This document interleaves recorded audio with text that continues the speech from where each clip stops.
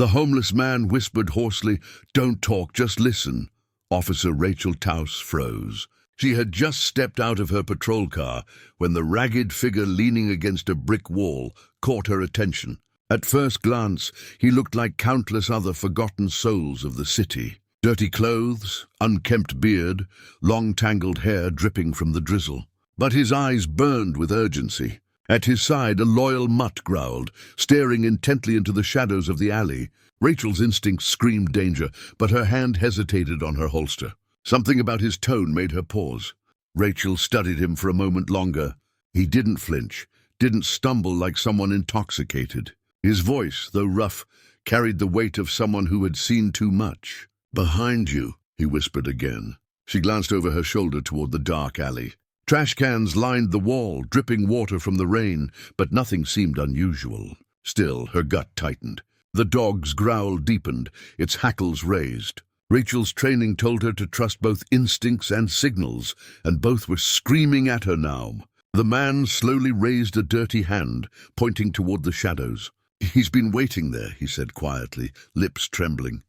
"Watched you drive up. I saw him follow you." Rachel's pulse quickened. She pressed her back against the car, hand firm on her weapon, eyes narrowing at the alley's edge. The drizzle turned heavier, adding tension to the moment. Rachel realized she was caught in the middle of two worlds, a uniformed protector of the law and a ragged man society dismissed, warning her of something unseen. She whispered sharply, "Who's there?" Her voice echoed off the wet brick walls. No answer came, only the trickle of water from the rooftops. Rachel's breathing slowed as she focused on every sound. Suddenly, a faint scuffle broke the silence, shoes brushing against pavement, quick and nervous. Her muscles tensed. The homeless man's dog barked once, sharp and fierce, pulling at the moment. Rachel lifted her flashlight and aimed it toward the alley, the beam slicing through the rain like a blade. A figure bolted from the darkness. Rachel reacted instantly, hand snapping to her gun. But the homeless man's hoarse voice cut through the chaos. "Don't shoot. He's got a knife." The stranger lunged forward, a glint of metal catching the dim streetlight. Rachel sidestepped, pulling her weapon free, heart hammering. The dog snarled, leaping forward, teeth flashing. For a split second, time seemed to slow. Rachel had to decide. Pull the trigger or trust the warning. That fraction of hesitation was enough for the fight to truly begin. The stranger stumbled but didn't stop. He lunged closer, knife raised high. Rachel dodged backward, her foot slipping slightly on the wet ground. The homeless man, without a second thought, pushed himself forward, intercepting the attacker. His ragged body crashed into the knife-wielding figure, both tumbling into the puddles on the ground. Rachel froze, her gun raised, unsure whether to shoot. The dog barked and snapped at the assailant, buying precious seconds. Rain poured down heavier, soaking them all, turning the fight into a chaotic blur of movements and shadows. Rachel shouted, "Get off him!" But the homeless man grunted, holding the stranger's arm back with all his strength. The knife slashed inches from his face, but he didn't let go. Rachel circled quickly, aiming her gun, trying to find a clear shot without hitting her unexpected ally. Her breath came in sharp bursts, adrenaline surging. Finally, with a loud crack, she fired one warning shot into the air. The sound shattered the night. The attacker flinched, giving the homeless man just enough leverage to wrench the knife free and toss it aside. The knife skittered across the wet pavement, landing near Rachel's boots. She immediately kicked it away, far out of reach. The attacker struggled violently under the homeless man's grip, but he was weakening. Rachel moved closer, snapping her cuffs from her belt. With one swift motion, she pinned the man's arm and clamped the metal tight. The sound of the click echoed like a final punctuation. The man growled curses under his breath, but the fight was over. Rachel exhaled, trembling slightly, still processing the danger she had narrowly avoided. When it was done, she turned to the homeless man. His chest heaved with exhaustion, hair plastered to his face from the rain. His dog sat loyally at his side again, tail wagging faintly as if proud. Rachel stared at him, struggling to find words. "You," she began, but stopped. For once in her career, she realized her life had been saved, not by her training, not by backup, but by someone society dismissed as worthless, someone who had nothing yet risked everything. The weight of that realization pressed heavily on her heart. Rachel holstered her weapon slowly, her eyes never leaving him. "You could have been killed," she said quietly. The man shrugged, wiping rain and dirt from his forehead. "So could you," he rasped. There was no pride in his voice, no arrogance, only a simple truth. His dog nudged his leg, as if reminding him of the bond they shared in surviving another night. Rachel suddenly felt a pang of guilt for the suspicion she had felt when she first saw him. She had been wrong and she knew it. She gestured toward her car, thinking he might need help, maybe even a hospital. But the man shook his head. "No hospitals," he said firmly. His eyes flickered with something fear, perhaps shame. Rachel hesitated, torn between duty and respect. She wanted to press, but something in his tone told her not to. Instead, she offered him a blanket from her patrol car. He accepted it silently, draping it over his soaked shoulders. The dog curled up against his side, both of them shivering from the cold. Rachel crouched down to his level, studying him more closely. Beneath the dirt and weariness, she could see intelligence in his gaze. His words earlier replayed in her mind. Sharp, urgent, life-saving. She realized he wasn't just another homeless man. He had a story, one hidden beneath layers of pain and survival. She wondered how someone like him ended up here on these streets with nothing but a dog to call family. The question weighed on her, but she didn't ask. Not yet. Instead, Rachel said softly, "Thank you." 2 words, but heavy with sincerity. The man looked at her for a long moment, as though measuring her honesty. Finally he nodded, his lips curving into the faintest shadow of a smile.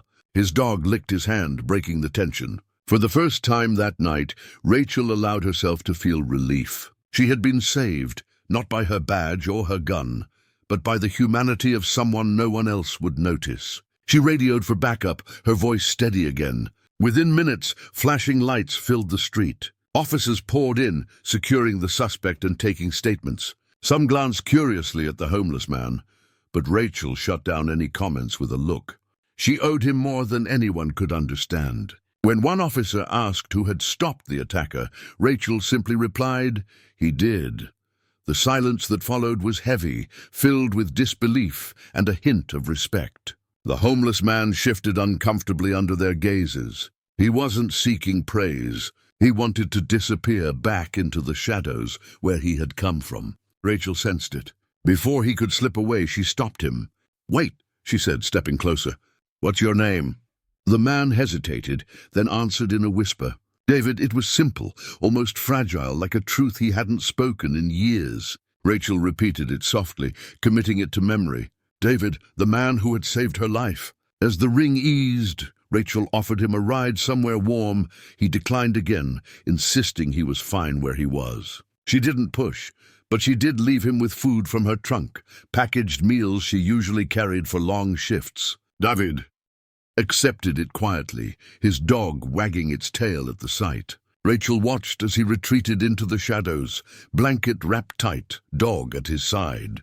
She felt an ache in her chest, knowing she might never see him again, yet hoping she would. Driving away, Rachel couldn't shake the image of him from her mind. She replayed the events over and over, the urgency in his voice, the bravery in his actions, the selflessness in his sacrifice. He had been invisible to the world, but to her, he was unforgettable. She realized her duty wasn't just to enforce the law, but to see the humanity in those society ignored. And tonight that lesson had been written in rain, blood, and courage. Rachel returned to the station hours later, drenched and exhausted. When her colleagues asked what had happened, she kept her answers short. Some wouldn't believe her, others wouldn't care. But she knew the truth. Somewhere in the city, a homeless man named David and his dog were alive. And so was she, because he had chosen to act. That was a story no report could ever truly capture. And deep down, Rachel promised herself, this wouldn't be the last time she saw him. She would find him again, because heroes come in many forms, and sometimes they wear rags instead of badges. The next morning, Rachel couldn't stop thinking about David. She replayed the scene over and over. The rain, the knife, the raw courage of a man who had nothing. She wanted to know more about him. But the city swallowed people like him easily. Homeless faces blurred into the background, becoming invisible. Still, Rachel felt compelled to search. She drove the same streets, checked alleys, and even asked around in shelters. Everyone had heard of the guy with the dog, but no one knew exactly where he stayed. David remained a ghost in plain sight. Days passed, but Rachel didn't give up. One night, while patrolling a quieter district, she spotted a familiar figure leaning against a crumbling wall. His dog was curled at his feet, his ears perking up at the sound of her car. Rachel pulled over and approached slowly. David lifted his head, surprised but calm. "Thought you'd forgotten," he said hoarsely. Rachel shook her head. "Not a chance." She handed him a fresh sandwich and some bottled water. He accepted silently, but his eyes softened. It was the beginning of an unspoken trust. Rachel sat on the curb beside him, ignoring the stars of passers-by. "Why'd you do it?" she asked after a long silence. David didn't answer right away. He scratched the dog's ear, eyes fixed on the wet pavement. Finally he said, "Because no one else would, and because you didn't look at me like trash when you saw me." His words struck Rachel deeply. She realized how often people like him were dismissed, ignored, dehumanized. For David, that one moment of acknowledgement had been enough reason to risk everything. Over the following weeks, Rachel kept finding reasons to check in on him. She'd bring food, a blanket, or sometimes just conversation. David was reluctant to share his story, but pieces slipped through. He had once held a steady job, even had a small apartment. Life, however, had unraveled quickly. An accident, medical bills, the loss of his family, and soon the streets became his only home. Through it all, his dog, Max, had been his anchor. "He saved me more than once," David admitted, rubbing Max's head. Rachel understood the weight behind those words. Rachel started noticing how sharp David's mind was. He spoke several languages, knew history and literature, and had a perspective on the city she rarely heard. "You're wasted out here," she told him once. He only smiled bitterly. "The world doesn't want men like me anymore." But Rachel disagreed. She began to see David not as a hobo, but as someone with dignity, courage, and wisdom hidden beneath the grime. Each encounter deepened her respect for him. Slowly, she began to wonder if maybe she was supposed to be part of his story. One stormy night, Rachel found David sheltering under a bridge. The rain pounded like hammers, and the cold cut through everything. She insisted he come with her just for the night to the precinct's spare cot. He resisted, but Max nudged him forward as if giving permission. Reluctantly, David agreed. When he entered the station, curious eyes followed. Officers whispered some sneering, but Rachel stood firm. "He saved my life," she reminded them. That silenced the room. For one night, David and Max had a roof, warmth, and food. David didn't stay long at the precinct, but the experience left an impression. "It felt strange," he admitted later. "Like I didn't belong, but also like I remembered what it was to be human again." Rachel assured him that he had never lost that humanity. Slowly, their bond grew into something more than gratitude. It became friendship. She realized she looked forward to their conversations, the quiet wisdom he carried, and even the way Max wagged his tail when he saw her. In the chaos of her job, David became her calm. But trouble wasn't far.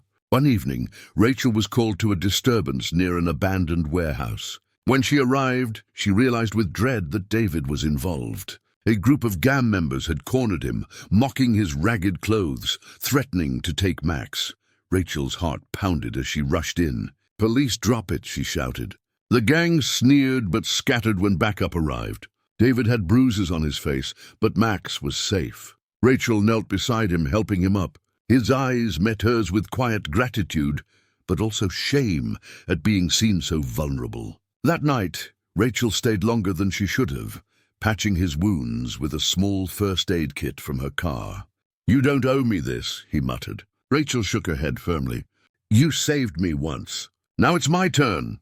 For the first time, David didn't argue. He let her help, and in that silence, something unspoken passed between them. Rachel realized this man, discarded by society, had become one of the most important people in her life.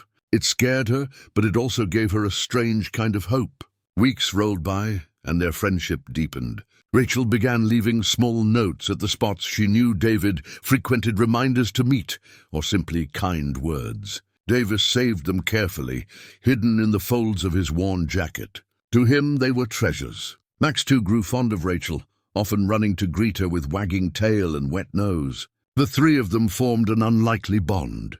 A cop, a homeless man, and a loyal dog.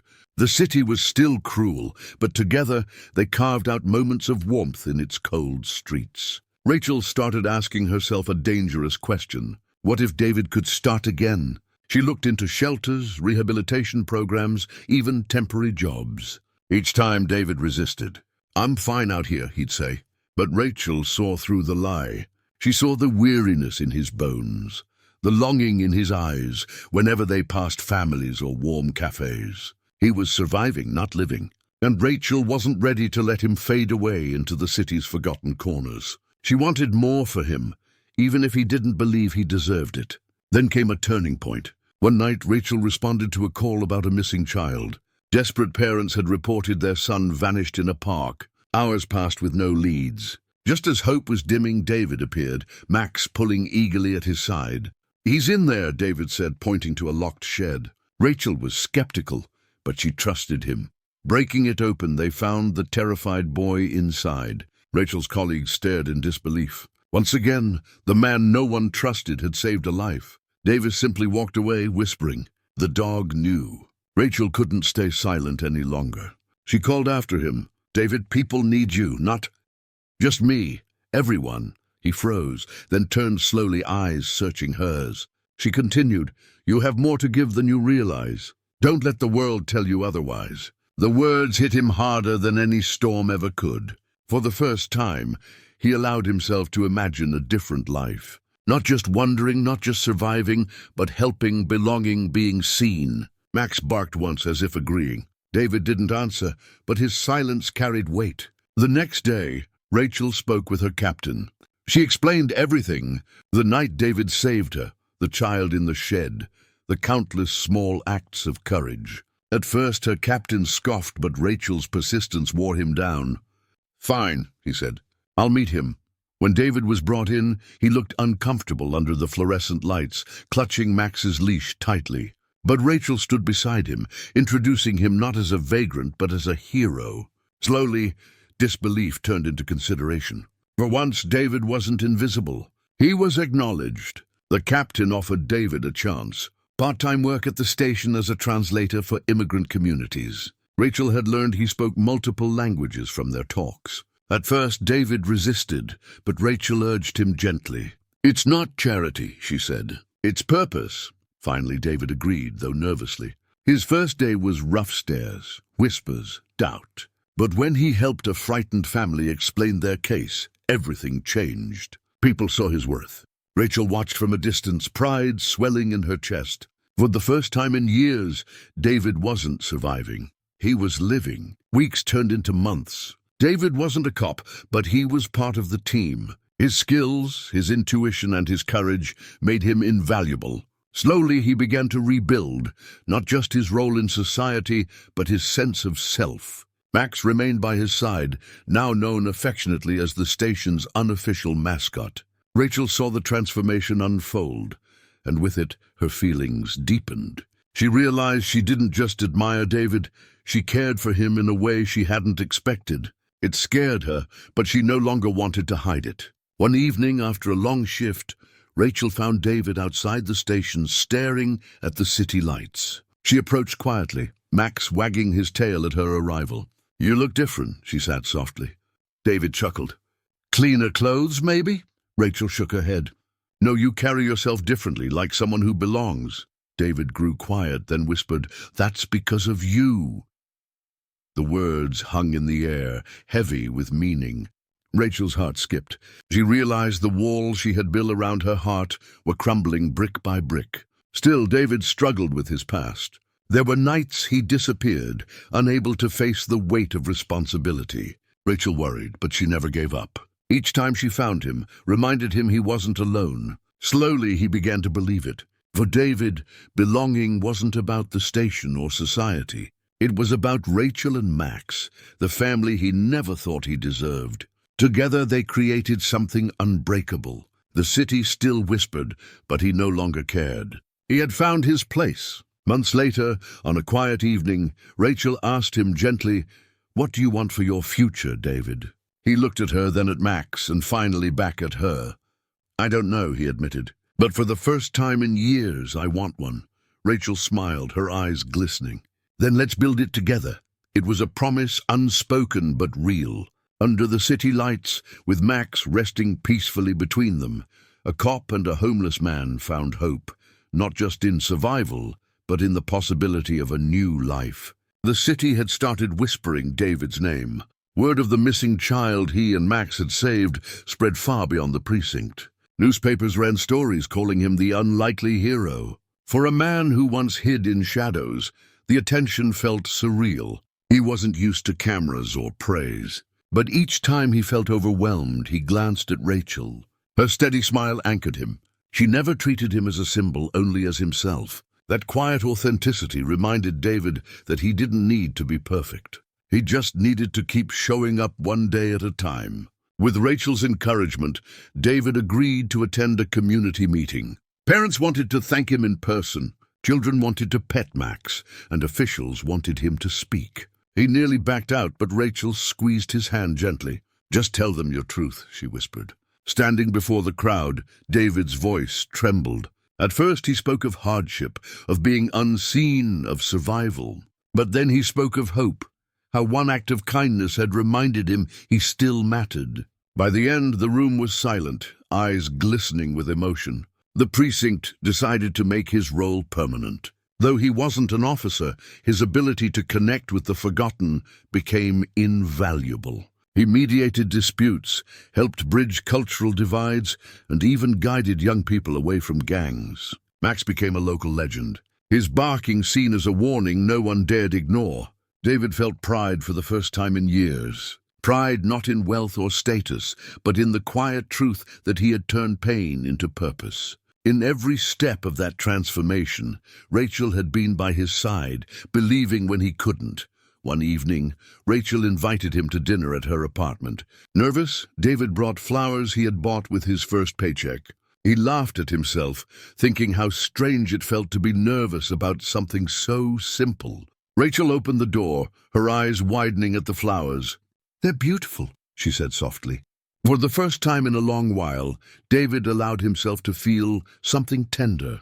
They talked for hours over homemade pasta. Between laughter and long silences, a new understanding grew. They weren't just allies anymore. They were two hearts cautiously reaching toward each other. Yet doubt lingered. Alone later, David stared into the mirror, seeing the scars of his past etched deep. "What could she possibly see in me?" he murmured. Max nudged his leg as if to argue. Rachel, too, seemed unshaken by his self-doubt. Each time he tried to push her away, she drew closer, not with pity, but with respect. She didn't want to erase his past. She wanted to walk with him through it. Slowly, David realized that maybe love wasn't about being flawless. Maybe it was about being seen completely and still accepted. The city's storms hadn't stopped. Crime, poverty, and injustice still raged on. But now David faced them differently. With Rachel and Max, he wasn't just enduring, he was building. Sometimes they patrolled together unofficially. Her in uniform, him in warm boots, Max trotting proudly at their side. They made an odd trio, but to the people they helped, they symbolized something powerful. Redemption, partnership, hope. Children began to greet David by name, tugging at Max's fur. Elderly neighbors offered warm meals. For a man who once believed he had nothing, these gestures felt like treasures. Rachel's captain called her into his office one day. "You've changed since he came into your life," he said bluntly. She braced herself for criticism, but instead he smiled. "For the better. You fight harder. You care deeper. Maybe we all needed someone like David to remind us why we wear the badge." Rachel left the office with tears in her eyes. She found David outside, leaning against the wall. Max curled nearby. She simply whispered, "You're changing more lives than you realize."